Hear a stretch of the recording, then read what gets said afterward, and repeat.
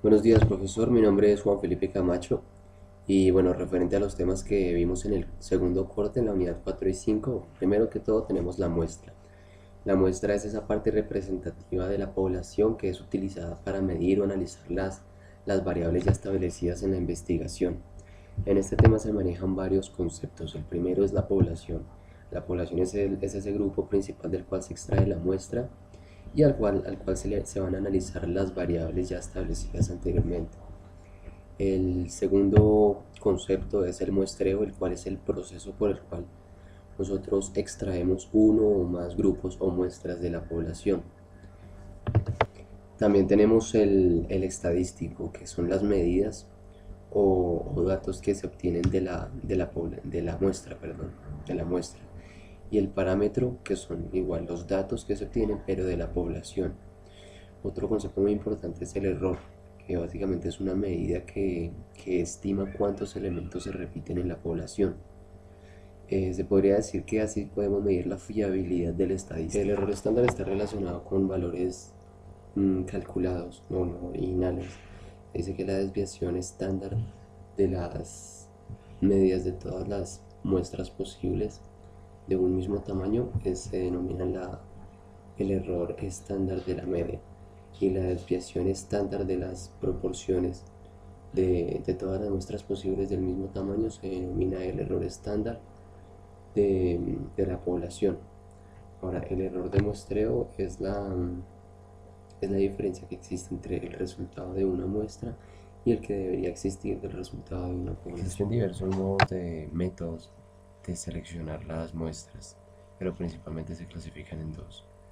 Primero se clasifican según el número de muestras tomadas de una población y también se clasifican según la manera usada en seleccionar los elementos de esa muestra. Según el número de muestras extraídas de una población se encuentran tres tipos. El primero es el muestreo simple, el cual consiste en extraer solamente una muestra, pero que la muestra sea lo suficientemente representativa y grande para extraerla. También encontramos el muestreo doble, el cual consiste en que si la primera muestra no es lo suficientemente concluyente, si los resultados no son suficientemente concluyentes, se extrae una segunda muestra y combinar los resultados para dar un veredicto final. Y por último tenemos el muestreo múltiple, el cual es muy similar al muestreo doble, pero solo que con más de dos muestras. Ahora, según la manera de seleccionar los elementos de la muestra, encontramos dos tipos. El primero es el muestreo de juicio.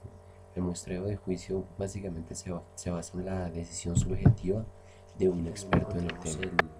El muestreo aleatorio. Este se caracteriza porque la selección de la muestra es subjetiva y el error es medible. A su vez, este muestreo aleatorio se subdivide. Primero encontramos el muestreo aleatorio simple, que se caracteriza porque cada uno de los elementos tiene exactamente la misma probabilidad de ser elegido. Luego encontramos el muestreo sistemático, en el cual también todos los elementos tienen la misma probabilidad de ser seleccionados, solo que se seleccionan de una manera organizada.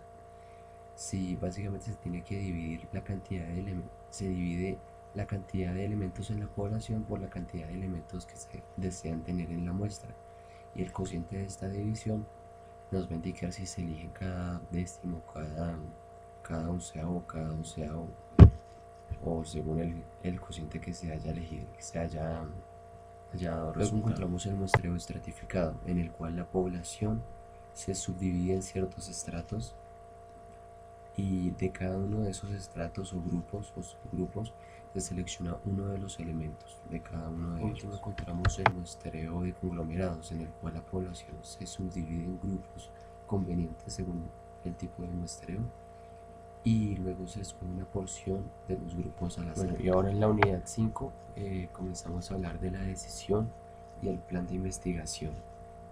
En esta parte pues iniciamos aclarando que el éxito de una organización depende de las decisiones que se tomen. Y ahora, para tomar la decisión inicial existe una serie de pasos. El primer paso es el reconocimiento de la situación. Básicamente la persona encargada de la toma de decisiones debe reconocer si existe o no una situación que demande una decisión. En este paso se manejan tres conceptos muy importantes: el problema, que son aquellas variables que impiden el alcance de los objetivos o que disminuyen la eficiencia para alcanzarlos; las oportunidades, que son una situación de mejora, y los síntomas, que son como aquellos indicadores que puede haber o una oportunidad o un problema. El siguiente paso es la definición del problema, en el cual se debe establecer pues el problema de decisión. Esto comprende dos aspectos muy importantes. El primero es definir los objetivos que rodean pues la decisión, y el segundo es el enunciado de los problemas y oportunidades que pueden afectar la decisión que se van a encontrar en el camino. El último paso es la selección del curso de acción. Un curso de acción es aquel que especifica la forma en que se van a utilizar los recursos disponibles de una empresa en un lapso de tiempo delimitado.